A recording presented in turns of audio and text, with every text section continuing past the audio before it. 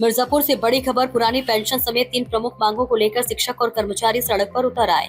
अटेवा के नेतृत्व में शिक्षक कर्मचारियों ने हाथों में तिरंगा और मांगों की तख्तियां लेकर बरिया घाट से कलेक्ट्रेट तक पैदल तिरंगा यात्रा निकाली। कर्मचारियों ने सरकार की नीतियों का विरोध करते हुए मांगे पूरी नहीं होने पर 25 सितंबर को लखनऊ में बड़े आंदोलन की चेतावनी दी है। एक रिपोर्ट। मिर्जापुर में शुक्रवार को अटेवा के तत्वाधान में कर्मचारी तिरंगा यात्रा निकाली गई। बरिया घाट से शुरू हुई यात्रा में बड़ी संख्या में शिक्षक और कर्मचारी हाथों में तिरंगा और अपनी मांगों से जुड़ी तख्तियां लेकर कलेक्ट्रेट पहुंचे।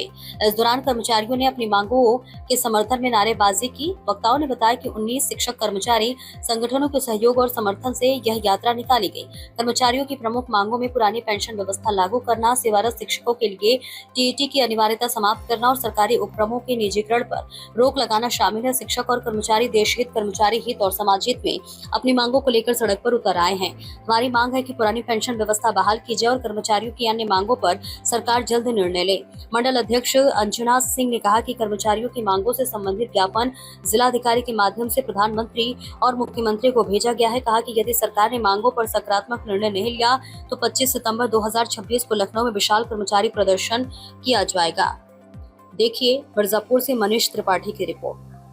जी, आज तिरंगा यात्रा आप लोग निकाले हैं और क्या है प्रमुख मांगे आप लोग?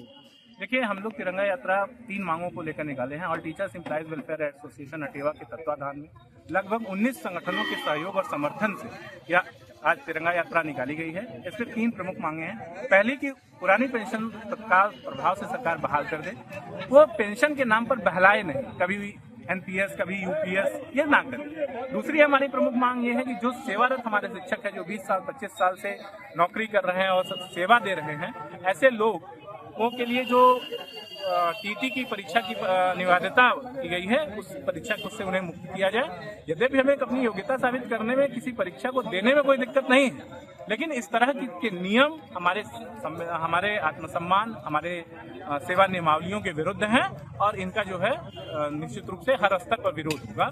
और तीसरी हमारी जो मांग है वो ये है कि जो सरकारी संस्थाओं, सरकारी उपक्रमों का जो निजीकरण हो रहा है उसे सरकार बंद करे और निजीकरण की नीति बंद करे। निजीकरण से इससे सबसे बड़ी दिक्कत ये होगी कि सरकार अपनी जवाबदेही से मुक्त होना चाहती है और वो सब कुछ निजी हाथों में बेच देना चाहती है। जिस तरह से पेट्रोल आदि के दाम बढ़ने पर सरकार ये कहती है कि कंपनियों के हाथ में है, उसी तरह से जब सब कुछ निजीकरण हो जाएगा तो सरकार ये बता दे कि ये सब तो निजी हाथों में है। सूचना इंडिया के सभी दर्शकों को बधाई। अब आप सूचना इंडिया देख सकते हैं जियो टीवी चैनल नंबर 4053 पर भी। साथ ही सूचना इंडिया के सभी सोशल प्लेटफॉर्म इंस्टाग्राम, फेसबुक और ट्विटर से जुड़े और पाएं आपके क्षेत्र से जुड़ी हर एक खबर।